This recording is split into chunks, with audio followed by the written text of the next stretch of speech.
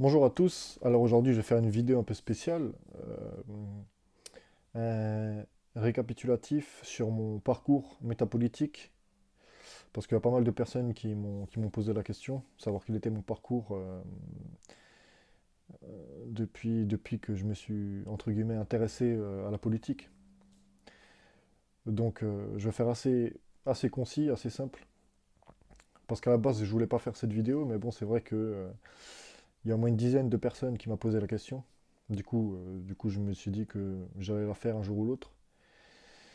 Parce que bon, pour moi, voilà, ma propre personne n'est pas intéressante. Ce qui est intéressant, c'est mes idées, les idées que je défends, qui sont pas les miennes d'ailleurs. Moi, je suis juste un relais, hein. Mais enfin, bref. Euh, donc, je me suis intéressé à la politique à l'âge de mes 14 ans.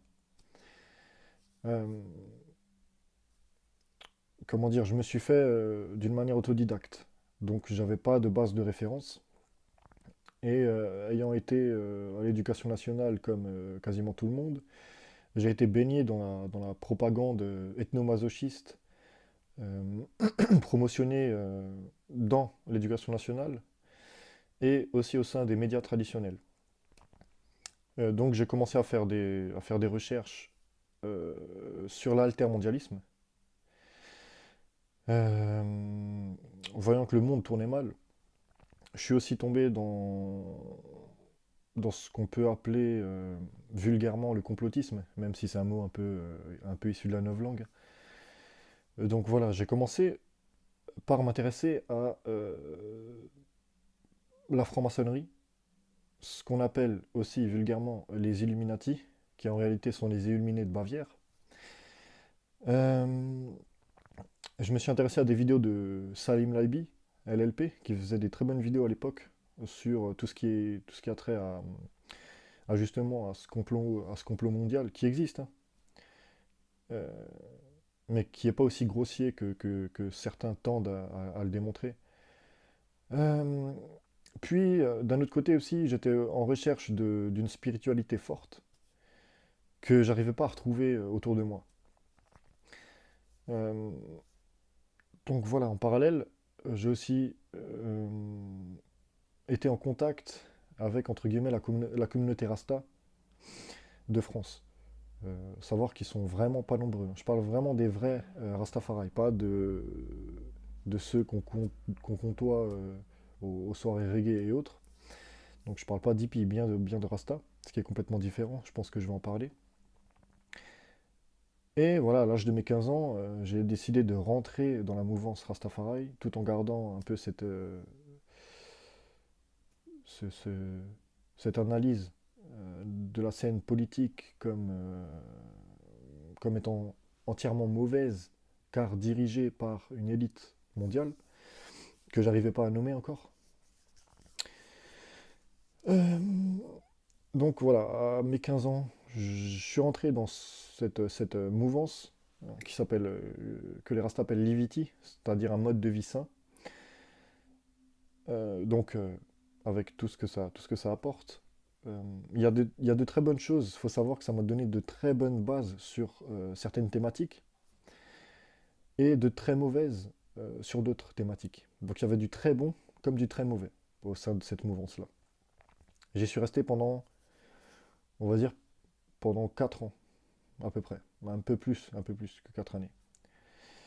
Euh, Ce qui était bien dans la mouvance Rasta, c'est le côté discipline déjà.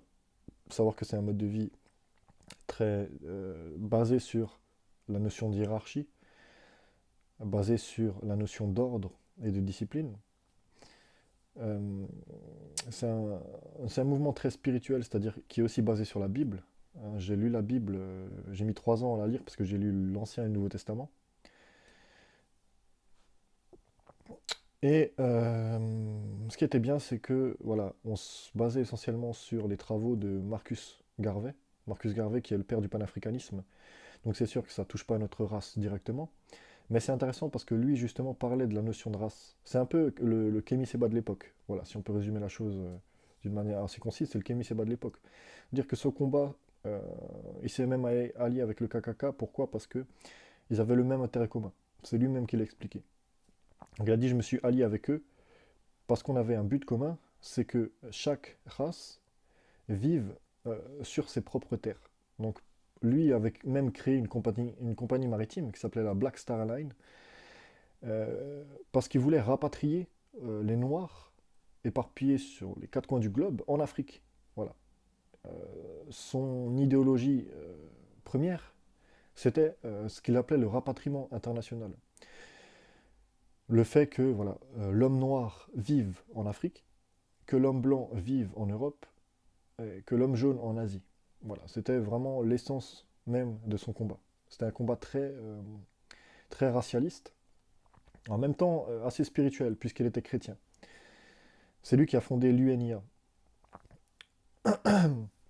Après, il y avait cette notion aussi de royauté qui était intéressante chez les Rastas, puisque eux, ils divinisent, entre guillemets, Haïlé Sélassié, l'ancien roi d'Éthiopie, qui s'était fait couronner le 2 novembre 1930, qui s'appelait Rastafari Makonnen à l'époque, d'où le nom Rastafari. Voilà, qui était le roi d'Éthiopie, chrétien, qui était un chrétien aussi.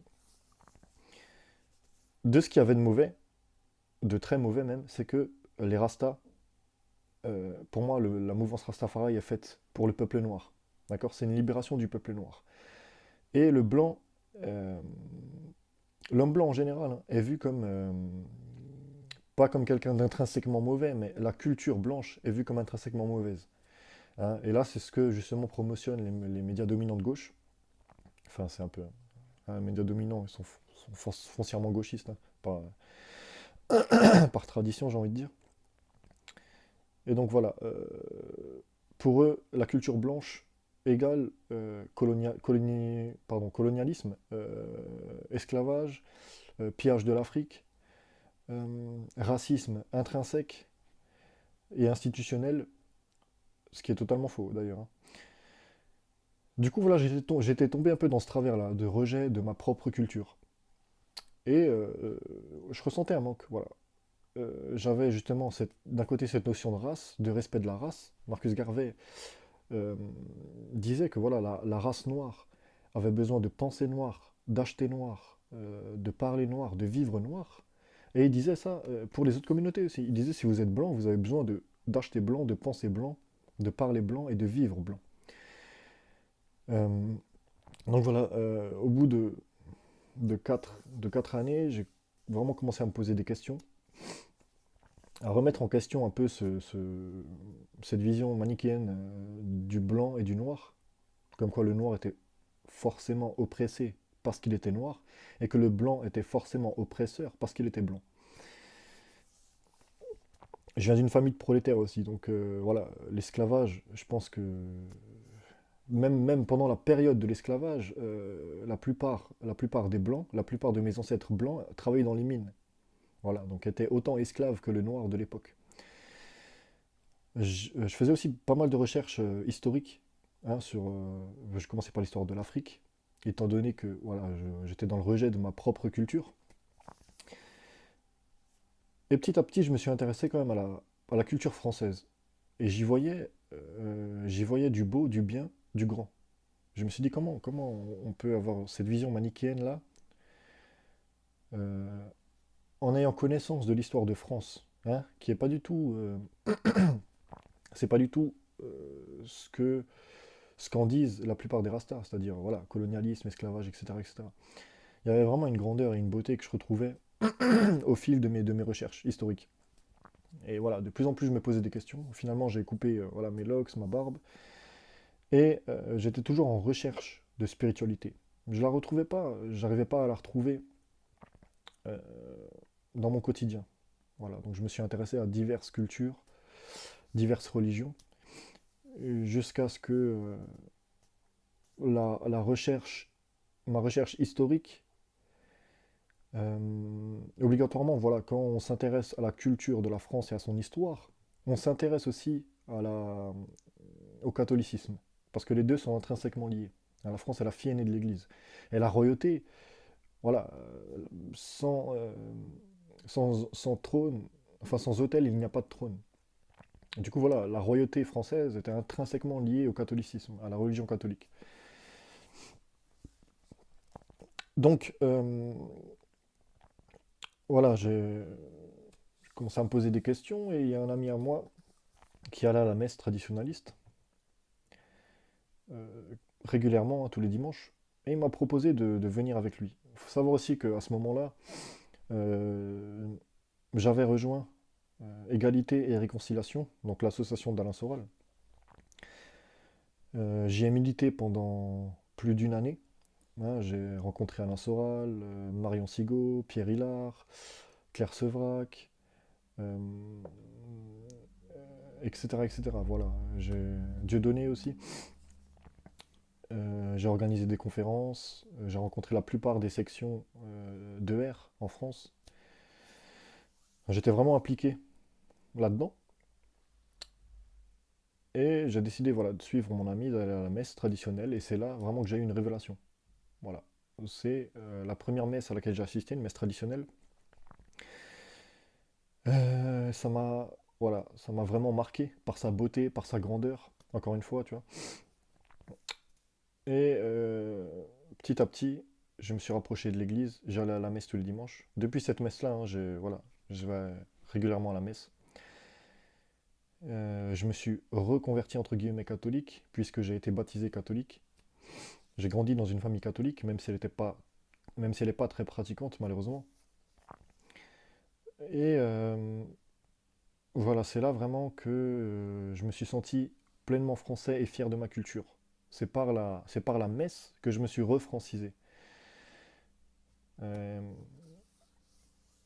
Ensuite, voilà, j'ai vu aussi que euh, hum, ce complotisme par lequel je suis rentré en politique, entre guillemets, euh, j'avais réussi à mettre plus ou moins un nom dessus. Voilà. Donc c'est la judéo-maçonnerie. Et la judéo-maçonnerie, au fil de mes recherches, je voyais qu'elle avait une haine viscérale envers l'Église catholique. Donc je me suis dit, si ces gens-là, qui sont foncièrement mauvais, qui font des choses foncièrement mauvaises pour damner les âmes, avaient une si grande haine envers le catholicisme, c'est bien qu'il y avait une raison derrière. C'est bien que le catholicisme avait quelque chose de véridique, voilà, qui c'était antinomique, les deux étaient antinomiques. Donc si l'un damnait les âmes, l'autre les sauvait peut-être. Ce qui expliquerait la haine que ressentait la judéo-maçonnerie envers le catholicisme, et ressent toujours d'ailleurs. Donc voilà, tout ça m'a reconduit à l'église catholique traditionnelle. À l'époque d'ER, donc j'ai milité pendant plus d'un an au sein d'ER, euh, j'avais déjà maintenant cette critique à l'égard de l'immigration massive, cette critique envers l'imposition d'une culture extra-européenne en France.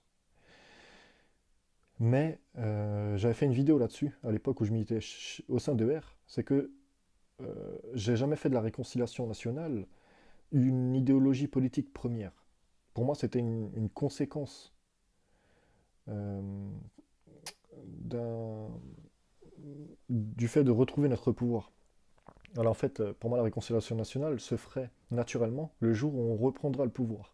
Comme la remigration se fera naturellement lorsqu'on reprendra le pouvoir. Pourquoi? Parce que un pouvoir fort, dur et fièrement français, euh, les gens d'origine extra-européenne qui aiment vraiment la France euh, seront naturellement fiers de ce nouveau gouvernement, fort, fier et discipliné.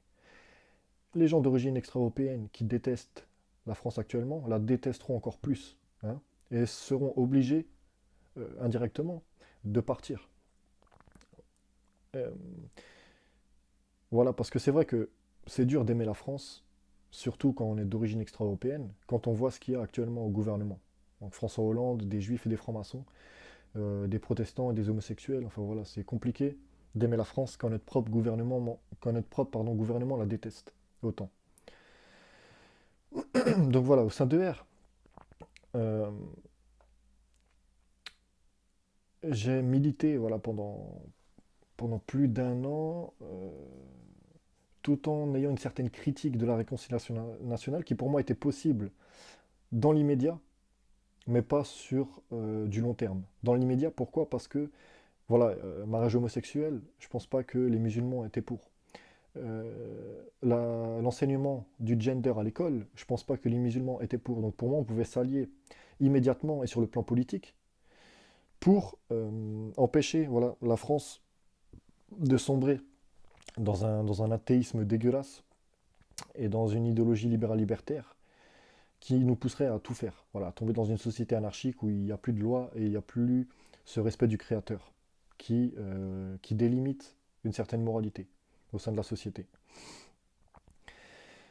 Mais je disais bien que voilà, sur le plan surnaturel, sur le plan théologique, une alliance était impossible, puisque l'islam est une erreur, selon la doctrine catholique, que je respectais, étant donné que voilà, j'étais retourné à, à l'église, à la foi véritable.